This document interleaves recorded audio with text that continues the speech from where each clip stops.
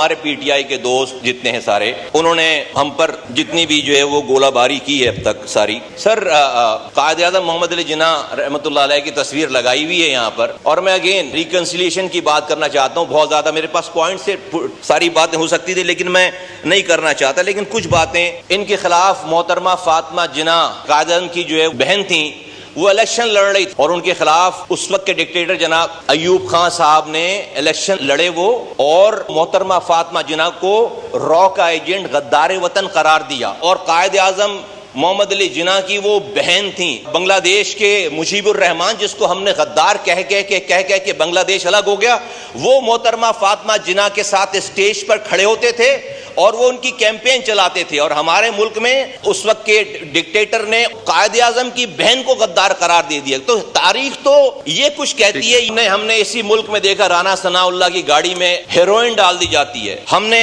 اسی ملک میں دیکھا کہ حنیف عباسی الیکشن سے ایک دن پہلے ان کو جو ہے وہ 7 سال کی قید کی سزا دی جاتی ہے. ہم کس ہائی مورل گراؤنڈ کی بات کر رہے ہیں سر؟ ہم نے اسی ملک میں دیکھا کہ نواز شریف صاحب اپنی اہلیہ کو ڈیتھ بیڈ پہ چھوڑ کر، وہ سین اگر آپ دیکھیں ٹی وی پہ تو آپ کا دل ہل جاتا ہے، وہ چھوڑ کر آتے ہیں اور آ کر جیل چلے جاتے ہیں، ان کی اہلیہ کی ڈیتھ ہو جاتی ہے وہاں پہ.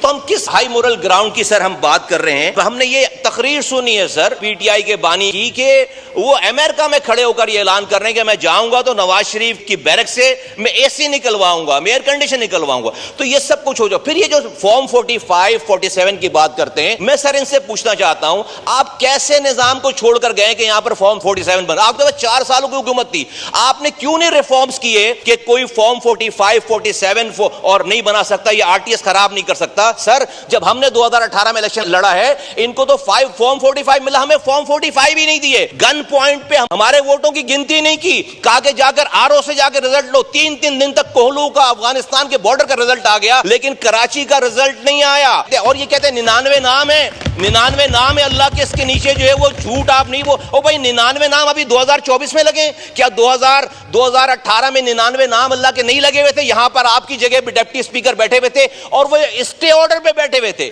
وہ اسٹے آرڈر پہ بیٹھے ہوئے تھے 4 سالوں تک، وہ اسٹے آرڈر پہ بیٹھ کر ڈپٹی اسپیکر شپ ہونے لگے. میں سر اگین کنکلوڈ کرتا ہوں سر، ریکنسیلیشن خدا کے واسطے ہونی چاہیے. میں علی محمد خان صاحب جب بات کرتے ہیں میں کنفیوز ہو جاتا ہوں، ان کی بیلنس بات ہے. جب ان کے دوسرے لیڈران بات کرتے ہیں میں اگین کنفیوز ہو جاتا ہوں. میں سمجھتا ہوں شاید کہ سر علی محمد خان صاحب کا جو لہجہ ہے، جو ان کی اپروچ ہے، اسی وجہ سے نہ وہ چیئرمین بن رہے ہیں اکاؤنٹس کمیٹی کے، نہ وہ اپوزیشن لیڈر بن رہے ہیں، ان کے پاس کوئی عہدہ نہیں ہے. آج اگر ہم جو کر رہے ہیں نا، 2029 کا الیکشن بھی ایسے ہی ہوگا جو آپ چاہتے ہیں. آپ نے ایک آرمی چیف اپنی مرضی کا لانے کے لیے سارا تماشا ہوا ہے. آپ کو اپنی سر یہاں پر آرمی چیف کو ایکسٹینشن دی گئی اسی ہال میں بیٹھ کر. آپ کہتے ہیں کہ بھائی ان سے جو ہے وہ آپ کہتے ہیں کہ نیوٹرل ہو جاؤ. آپ نیوٹرل ہونے والوں کو اس وقت جانور کہتے تھے. آپ اپنی مرضی کی انٹرونشن چاہتے ہیں سر، کہ آپ چاہتے ہیں کہ اسٹیبلشمنٹ انٹروین کرے، لیکن آپ کے لیے کرے تو وہ اسٹیبلشمنٹ حلال ہے. میں یہ کہہ رہا ہوں کہ سر اگر 2029 کا الیکشن ٹھیک کرنا ہے، آئیں بیٹھیں، ہم یہ ریفارمز کریں کہ نہ کوئی 45 بنا سکے، 47 بنا سکے، نہ کوئی آر ٹی ایس سسٹم کو بند کر کے. ورنہ آپ یقین کریں جو آج آپ یہ کر رہے ہیں، آپ 2029 میں بھی یہی کام کر رہے ہوں گے، پھر یہ ٹھیک سارا مسئلہ ٹھیک نہیں ہوگا.